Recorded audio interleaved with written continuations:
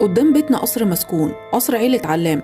أنا عمري دلوقتي 16 سنة من يوم ما وعيت على الدنيا، وأبويا وأمي دايما بيحذروني إن هو بناحية القصر ده. القصر كان كبير ومتكون من دورين وفخم جدا، بس لونه أسود، أسود لون الكحل بالظبط. بيبانه كانت كلها مقفولة، والشبابيك كمان منها اللي كان مقفول ومنها اللي كان متكسر.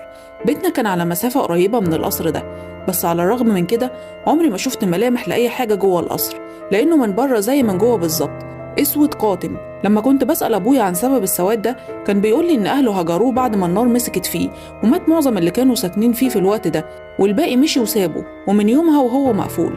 طيب اتحرق ليه وايه اللي حصل؟ كان دايما بيتعصب عليا لما بسأله بكده، وكان بينهي كلامه دايما معايا اني ما احاولش اقرب لهناك وخلاص، وكان دايما بيهددني اني لو قربت هناك هيضربني. وبما ان الممنوع مرغوب وفضول الشباب كان واكلني، ففي يوم قررت اني استكشف المكان ده، واستنيت لبعد العصر لغايه ما ابويا راح يصلي، وراقبت